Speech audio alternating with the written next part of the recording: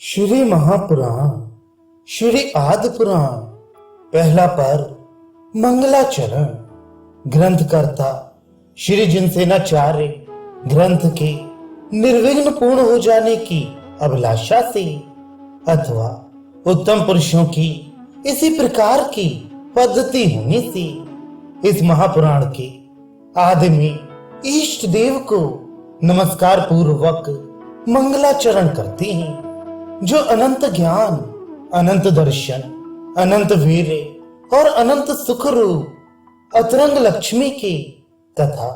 संवत्सरण आदि बाह्य लक्ष्मी के स्वामी हैं, जो लोक अलोक के जानने वाले केवल ज्ञान रूपी विशाल राज्य पद को प्राप्त होकर धर्म चक्र को धारण करने वाले हैं और पंच परावर्तन रूप संसार का भय नाश करने वाले हैं। ऐसे त्रिलोक नाथ श्री अरहंत भगवान को मेरा नमस्कार है। अज्ञान अंधकार रूपी वस्त्र से आच्छादित इस जगत को प्रकाश करने वाले तथा तत्व ज्ञान रूपी प्रकाश के समूह से अतिशय शोभायमान श्री वृषभ जिनेन्द्र रूपी सूर्य को नमस्कार हो, जिसकी महिमा अजय है, जो मिथ्या शास्त्रों का खंडन करने वाला है, सदा प्रकाश रूप और मोक्ष लक्ष्मी का अद्वितीय कारण है। ऐसे जिन शासन की सदा जय हो। श्री अरहंत भगवान ने जिसके द्वारा पाप रूपी शत्रु की सेना सहज ही में जीत ली, ऐसा जयनशील रत्नत्रय रूपी शस्त्र सदा जयवंत रहे। जिस पुरुषोत्तम ने इंद्र की विभूति के लजाने वाले अपने राजपद को तृण के समान तुच्छ मानकर छोड़ दिया और मुनि दीक्षा धारण कर ली, तथा जिनके दीक्षित होने के साथ ही साथ और भी हजारों इक्ष्वाकु वंशी बड़े बड़े राजा महाराजा केवल अपने स्वामी की भक्ति से ही दीक्षित हो गए थे। फिर भगवान के समान भूख प्यास आदि की कठिन परीक्षाओं को सहन नहीं कर सकने के कारण निर्दोष चरित्र धारण करने में असमर्थ होने पर उनमें से कच्छ महाकच्छ आदि राजाओं ने वृक्षों के पत्ते और छाल आदि के वस्त्र धारण करके कंद मूल फल फूल आदि का भक्षण करना प्रारंभ कर दिया था। जिस भगवान ने 6 महीने के उपवास की प्रतिज्ञा लेकर पृथ्वी की तरह समस्त प्रकार के उपद्रवों के सहन का दृढ़ संकल्प कर नाना प्रकार की कठिन परिस्थितियां सही थीं और कर्मों की अत्यंत निर्जरा के कारण बहुत समय पर्यंत दुर्धर तपश्चरण किया था और चिरकाल तक तपश्चरण करने के कारण जिनकी बढ़ी हुई जटाएं ऐसी शोभायमान होने लगी मानो शुक्ल ध्यान रूपी अग्नि के द्वारा जलाए हुए कर्म रूपी ईंधन से निकली हुई धूम की शिखा ही है। यद्यपि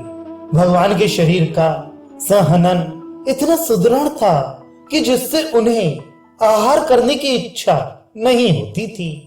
परंतु फिर भी भगवान को केवल जिन मार्ग की मर्यादा प्रकट करने के अभिप्राय से आहार के लिए नगरों में विहार करना पड़ता था। उस समय सच्छन चलते हुए भगवान देवों की दृष्टि में ऐसे जान पड़ते थे मानो स्वर्ण में मेरु पर्वत ही चल रहा है। तथा जिस भगवान को हस्तिनापुर के विनीत श्रेयांश महाराज ने आहार दान देकर युग के आदि में दान तीर्थ की प्रवृत्ति की थी, यह देखकर देवों ने महाराज श्रेयांश के घर पर 5 प्रकार के रत्नों की वर्षा करके आनंद प्रकट किया था। और कुछ दिनों बाद जिनके ध्यान के द्वारा घातिया कर्मों को नाश कर देने पर लोक अलोक को प्रकाशित करने वाली केवल ज्ञान रूपी उत्कृष्ट ज्योति प्राप्त हुई थी। उस समय जो भगवान संवत्सरण सभा रूपी सरोवर में बैठे हुए भव्य पुरुषों के मुख रूपी कमलों को विकसित करने वाले सूर्य की तरह शोभायमान थी। जिन्होंने कर्म रूप शत्रुओं को नाश करने वाले पवित्र धर्म का उपदेश दिया था, और जिनके मुख से अपने कुल की प्रशंसा सुनकर वृक्ष की बलकल पहने हुए मरीचि ने, जो कि भगवान के पौत्र भरत पुत्र थे, आनंद के साथ नृत्य किया था। इन सब कारणों से जगत प्रसिद्ध नाभि राजा के पुत्र वृषभ चिन्ह सहित आदि ब्रह्मा श्री वृषभनाथ आदिनाथ तीर्थंकर भगवान को मैं नम्रीभूत होकर एकाग्र चित्त से बारंबार साष्टांग नमस्कार करता हूँ। इनके पश्चात धर्म साम्राज्य के नायक श्री अजितनाथ को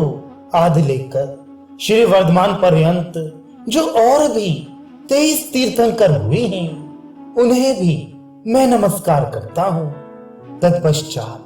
केवल ज्ञान रूपी साम्राज्य के युवराज पद को प्राप्त हुए तथा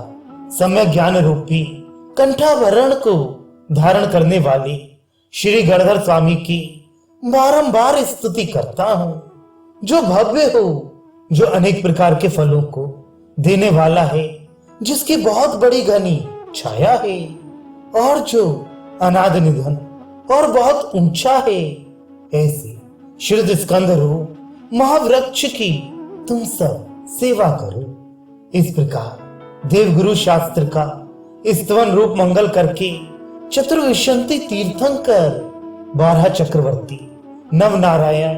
नव प्रति नारायण और नव बलभद्र, इन 63 महापुरुषों के पवित्र चरित्र का इस ग्रंथ में संग्रह करूंगा। अत्यंत प्राचीन काल से इस ग्रंथ की प्रसिद्धि हो रही है, इसलिए इसको पुराण कहते हैं। इस पुराण में महापुरुषों का चरित्र वर्णन किया गया है, अथवा ऋषभ आदि महापुरुषों ने इसका उपदेश दिया है, अथवा इसके पठन पाठन से बड़ा कल्याण होता है,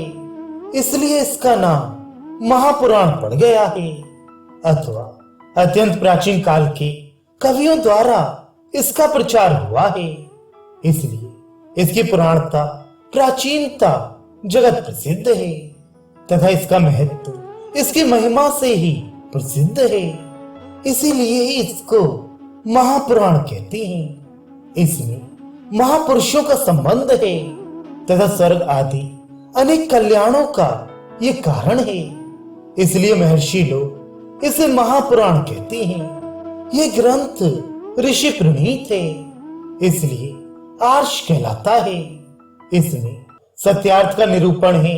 इसलिए सूक्त अर्थात सत्यार्थ कहलाता है, तथा धर्म का निरूपण करने वाला है,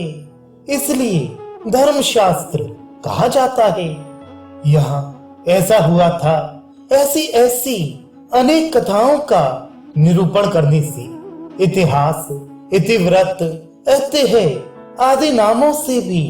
ऋषि लोग पुकारते हैं।